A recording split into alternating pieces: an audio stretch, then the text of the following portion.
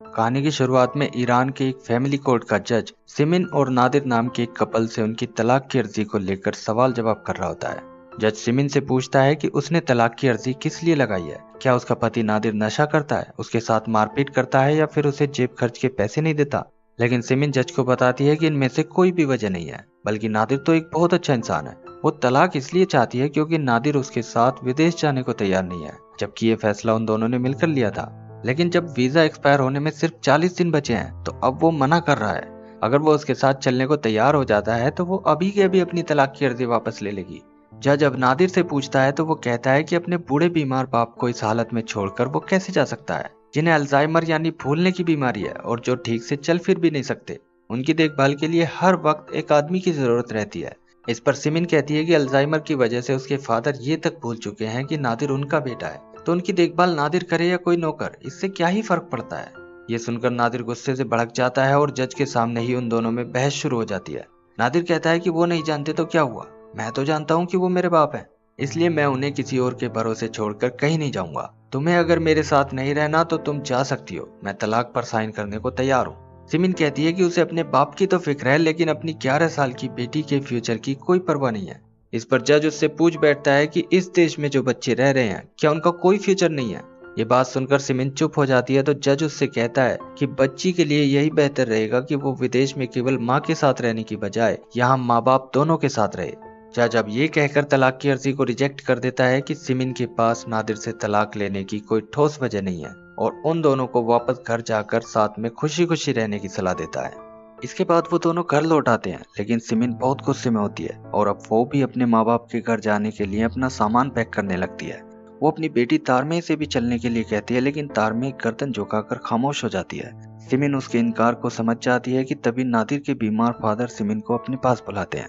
और कांपते हाथों से उसका हाथ पकड़ लेते हैं, जैसे वो कह रहे हो कि मत जाओ घर छोड़कर। ये देखकर नादिर उसका हाथ छुड़ाकर अपने बाबा को वहां से बाथरूम में ले जाता है और सिमिन गहरी सोच में वहीं बैठी रह जाती है। अब सारा सामान पैक हो जाने के बाद भी वो नादिर से कभी किसी किताब को ले जाने की इजाजत मांगती है तो कभी किसी सीडी को ले जाने की। शायद वो चाह रही थी कि नादिर बस एक बार कह दे कि बहुत हो गया, अब कहीं जाने की जरूरत नहीं है। लेकिन नादिर सिर्फ इतना ही कहता है कि उसे जो भी चाहिए वो ले जा सकती है, और ये कहकर वो अपने बाबा का ध्यान करने के बहाने से बाथरूम के गेट के पास खड़ा हो जाता है। जाने से पहले सिमिन घर की ओर मुड़कर देखती है तो उसकी बेटी तारमे अपनी खिड़की से उसे देख रही होती है, लेकिन नादिर उसे कहीं दिखाई नहीं देता। मगर असल में वो भी एक जगह से छुपकर उसे देख रहा था और सिमिन के जाने का अफसोस उसके चेहरे पर भी साफ झलक रहा था। अब अपनी कार लेकर सिमिन बहती आंखों के साथ अपने माँ बाप के घर की ओर चल देती है, लेकिन नादिर को अब अपने बाबा की देखभाल के लिए एक केयर टेकर की जरूरत थी, इसलिए वो रजिया नाम की एक औरत से मिलती है जिसे काम की जरूरत थी और बात करके उसे नादिर के घर पर काम करने के लिए राजी कर लेती है।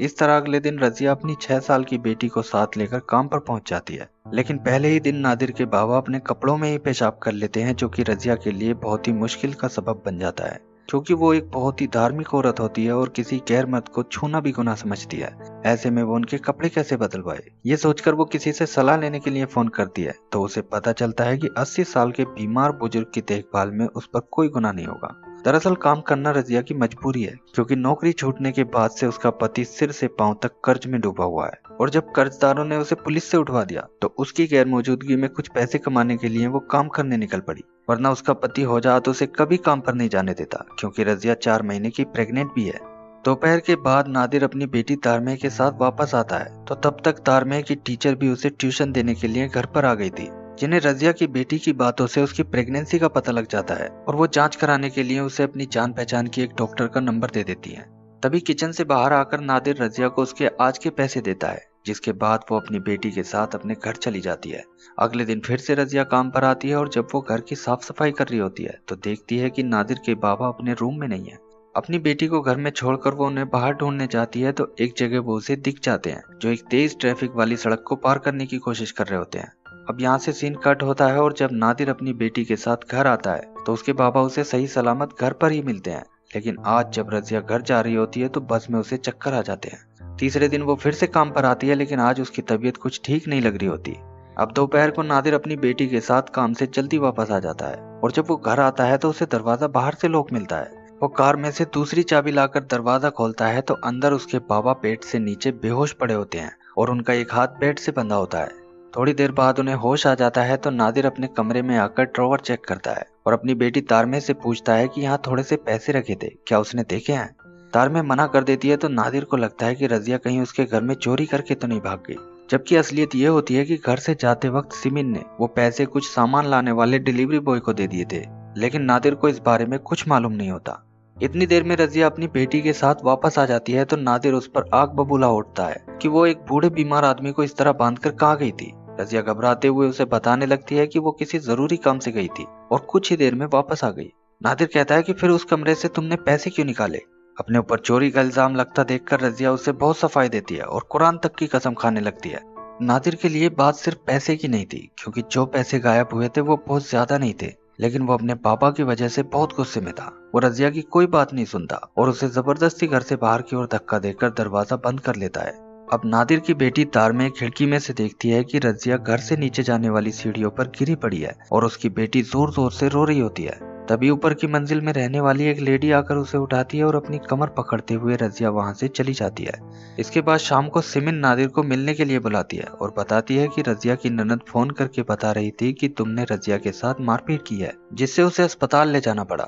दरअसल रजिया की ननद ने ही रजिया को काम के लिए सिमिन से मिलवाया था। नादिर ये सुनकर हैरान रह जाता है और अब दोनों रजिया को देखने के लिए अस्पताल पहुंच जाते हैं, जहाँ रिसेप्शन पर उन्हें पता चलता है कि रजिया का मिसकैरेज यानी उसका बच्चा गिर गया है। यह सुनकर नादिर घबरा जाता है और अब दोनों अंदर जाते हैं, जहाँ इमरजेंसी रूम के बाहर वो रजिया की ननद से रजिया की हालत के बारे में पूछने लगते हैं। वहीं पर रजिया का पति होजात भी बैठा होता है, जिसे अभी तक ये नहीं पता था कि रजिया नादिर के घर पर काम करने गई थी और उसका मिसकैरेज भी नादिर की वजह से हुआ है। दरअसल रजिया या रजिया की ननद होजात को ये नहीं पता लगने देना चाहती थी कि उसकी गैर मौजूदगी में रजिया किसी गैर मर्द के घर पर काम करने गई थी, इसलिए अब तक उन्होंने उसे ये बता रखा था कि उसका मिसकैरेज अपने घर में ही पैर फिसल कर गिरने से हुआ है। लेकिन सिमिन और नादिर के यहाँ आने से होजात को सब पता लग जाता है और वो समझ जाता है कि उसके बच्चे के गिरने की असली वजह नादिर है। अब वो आग बबूला होकर नादिर को मारने के लिए चढ़ जाता है, लेकिन वहाँ मौजूद लोग किसी तरह होजात को पकड़कर नादिर से अलग कर देते हैं, जिसके बाद सिमिन और नादिर वहाँ से वापस आ जाते हैं।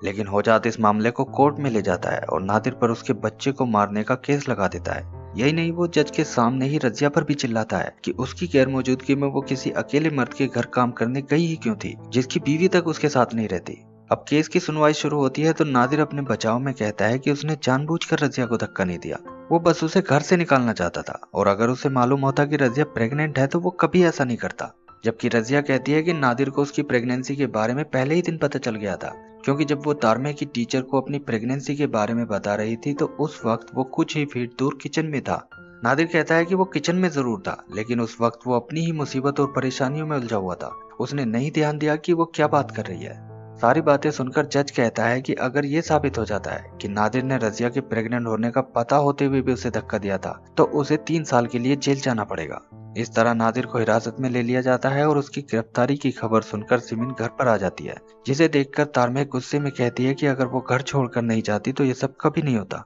सिमिन के पास उसकी बात का कोई जवाब नहीं था, लेकिन वो किसी तरह मनाकर उसे और बाबा को अपने साथ अपने माँ बाप के घर की ओर लेकर चल देती है और रास्ते में रोते हुए कहने लगती है कि नादिर ने उसे एक बार भी जाने से रोकने की कोशिश नहीं की, जैसे उनका 14 साल का रिश्ता कोई मायने ही नहीं रखता हो। इसके बाद अगली तारीख पर नादिर को सुनवाई के लिए कोर्ट लाया जाता है तो वो देखता है कि उसकी बेटी तारमे के साथ सिमिन और उसके माँ बाप भी आए होते हैं। पूछने पर उसे पता चलता है कि सिमिन के माँ बाप अपने घर के कागजातों के जरिए नादिर की जमानत कराने आए हैं। अब जज के सामने तारमे की टीचर की गवाही होती है, जो बताती है कि जिस वक्त रजिया उसे अपनी प्रेगनेंसी के बारे में बता रही थी उस वक्त नादिर उनसे कुछ फीट दूर किचन में जरूर था, लेकिन वो नहीं कह सकती कि नादिर ने उनकी बातें सुनी होंगी या नहीं। ये सुनते ही रजिया का पति होजात भड़क जाता है और गुस्से में कहता है कि वो झूठ बोल रही है और नादिर की बेटी की टीचर होने के नाते उसकी ही साइड ले रही है। ये सुनकर जज होजात को डांट देता है और अब वो रजिया से भी अपनी जमानत का इंतजाम करने के लिए कहता है, क्योंकि नादिर ने भी रजिया के खिलाफ उसके बाबा को बेड से बांधकर मारने की कोशिश का केस लगा दिया था।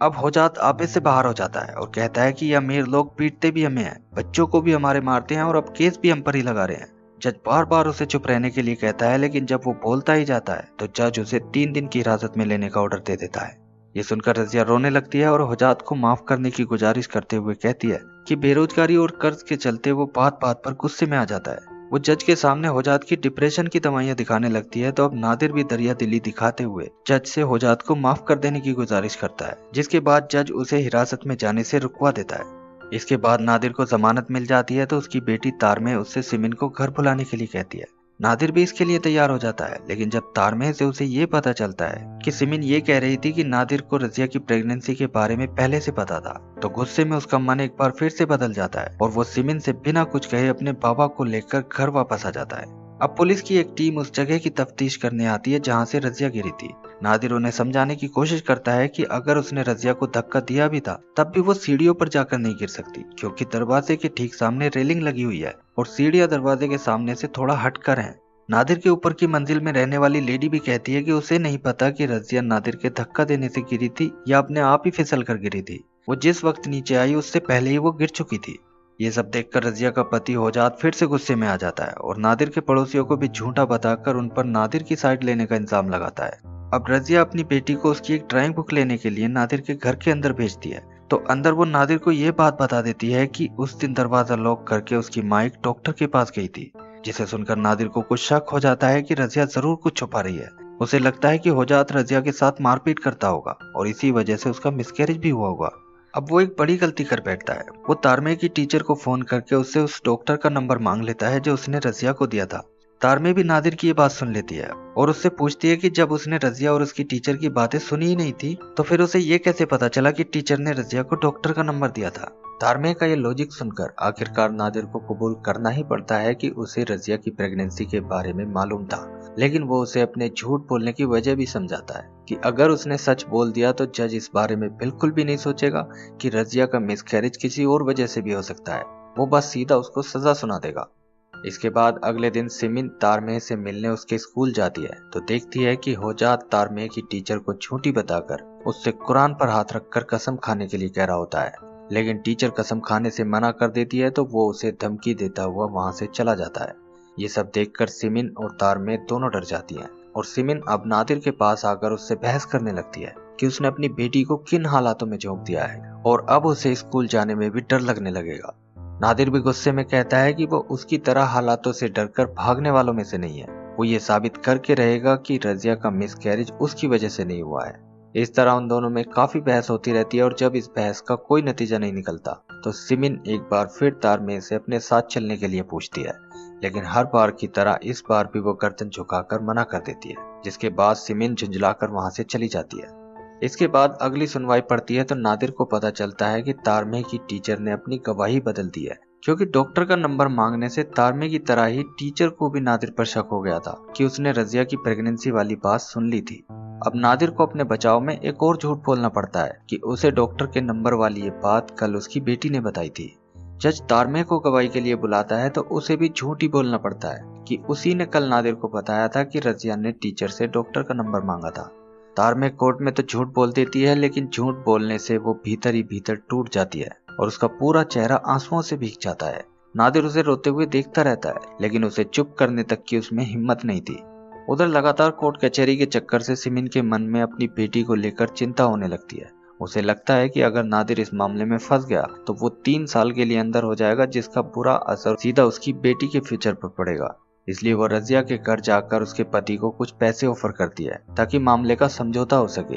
होजात इस तरह पैसे नहीं लेना चाहता था, लेकिन उसके कर्जदार भी आकर जब उस पर दबाव बनाने लगते हैं तो वो ये सोचकर पैसे लेने के लिए राजी हो जाता है कि इन पैसों को वो कर्जदारों के मुंह पर मार सकता है। अब सिमिन वापस आकर नादिर को ये बात बताती है, लेकिन वो साफ कह देता है कि जब तक उस पर केस साबित नहीं हो जाता तब तक वो किसी को एक पैसा भी नहीं देगा, क्योंकि ऐसे तो यही साबित हो जाएगा ना कि वही रजिया के बच्चे की मौत का जिम्मेदार है। जब वो नहीं मानता तो अब सिमिन उससे तारमे को अपने साथ ले जाने की इजाजत मांगती है, लेकिन नादिर कहता है कि तारमे खुद ही तुम्हारे साथ नहीं जाना चाहती, क्योंकि वो मुझसे ज्यादा प्यार करती है और मेरे ही साथ रहना चाहती है। इस पर सिमिन गुस्से में कहती है कि तारमे इसलिए तुम्हारे पास रुकी हुई है क्योंकि वो हम दोनों को अलग नहीं होने देना चाहती। वो अच्छी तरह जानती है कि मैं उसके बगैर कहीं नहीं जा सकती। ये सुनकर नादिर चुप हो जाता है तो सिमिन रोते हुए कहती है कि अगर पैसा उसके लिए उसकी बेटी से ज्यादा अहमियत रखता है तो अपनी कार बेचकर वो खुद ये पैसे होजात को दे देगी, वैसे ही जैसे उसने उसकी जमानत दिलवाई थी। इस बात पर नादिर फिर से गुस्से में आ जाता है और कहता है कि जाओ जाकर अपनी जमानत वापस ले लो, मुझे नहीं रहना तुम्हारी जमानत पर बाहर।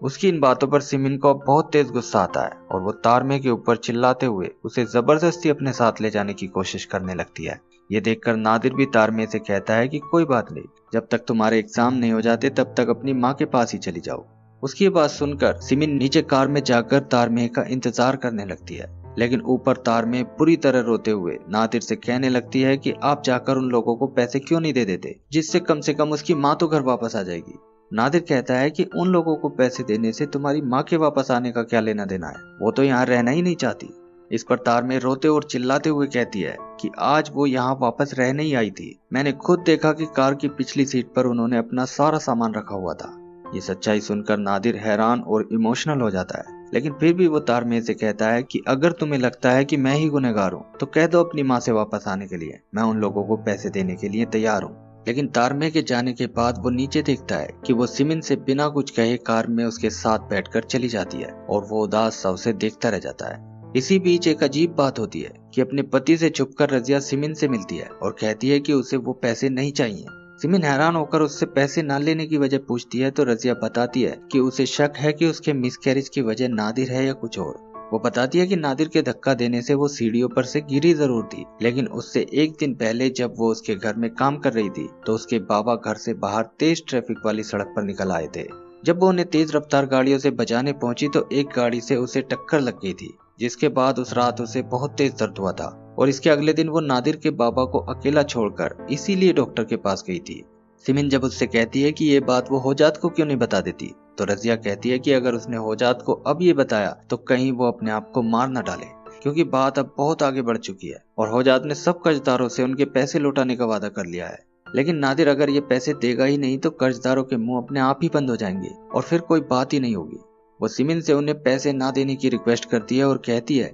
कि अगर वो ये पैसे लेगी तो उस पर गुनाह होगा और उसे डर है कि इस गुनाह के बदले कहीं उसकी बेटी को भी कुछ ना हो जाए। सिमिन को उस पर गुस्सा भी आता है और तरस भी, लेकिन उसे अपनी बेटी के फ्यूचर के बारे में भी तो सोचना था, इसलिए वो नादिर और तारमेह के साथ रजिया के घर पहुंच जाती है, जहां होजात के कर्जदार बस जल्दी से उनका समझौता कराने की कोशिश में लगे होते हैं। नादिर भी एक चेक पर तय की हुई रकम लिखकर साइन कर देता है, लेकिन चेक देने से पहले वो चाहता है कि रजिया कुरान पर हाथ रखकर कसम खाए कि वो ही उसकी मिसकैरेज की वजह है। वो ये सब सुनने के लिए अपनी बेटी तारमेह को भी अपने पास बुला लेता है, लेकिन रजिया कसम खाने के लिए बाहर नहीं आती। जब होजात उसे बुलाने जाता है तो अब वो उसे सारी सच्चाई बता देती है और कहती है कि इस तरह शक की हालत में वो कसम नहीं खा सकती। ये सुनकर होजात का दिमाग खराब हो जाता है और किसी तरह अपने गुस्से को कंट्रोल करते हुए कहता है कि ये सब उसने पहले क्यों नहीं बताया। वो उसे काफी समझाता है कि बात अब हाथ से बाहर निकल गई है, अब उसे कसम खानी ही पड़ेगी। वो उसे समझाता है कि कम से कम मेरी हालत तो देखो, अगर बात गुनाह की है तो सारा गुनाह मैं अपने ऊपर ले लूंगा।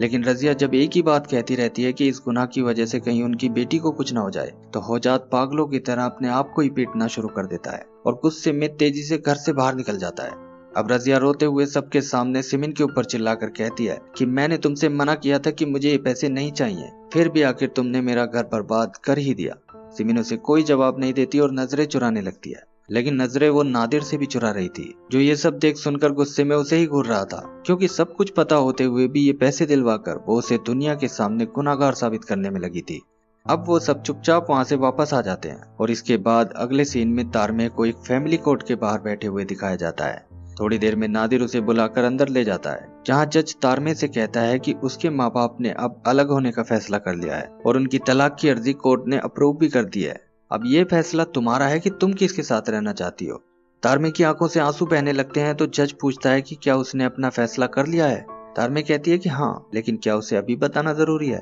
जज उसकी बात समझकर नादिर और सिमिन को बाहर भेज देता है, जहाँ एक गैलरी में बैठकर वो दोनों तारमेह के फैसले का इंतजार करने लगते हैं। मूवी के आखिर में ये तो नहीं दिखाया जाता कि तारमेह ने किसके साथ जाने का फैसला किया, लेकिन गैलरी में चटके हुए शीशे के दोनों तरफ बैठे नादिर और सिमिन को दिखाकर ये बताने की कोशिश की गई है कि तारमेह उनमें से चाहे किसी के साथ भी जाए, लेकिन उनका रिश्ता तो चकनाचूर हो ही चुका है। वैसे आपको क्या लगता है कि आखिर में तारमेह ने क्या डिसीजन लिया होगा? वो माँ के साथ रहना चुनेगी या बाप के साथ? अपनी राय कमेंट सेक्शन में जरूर शेयर करें और वीडियो अच्छी लगी हो तो इसे लाइक, शेयर और चैनल को सब्सक्राइब करना न भूलें।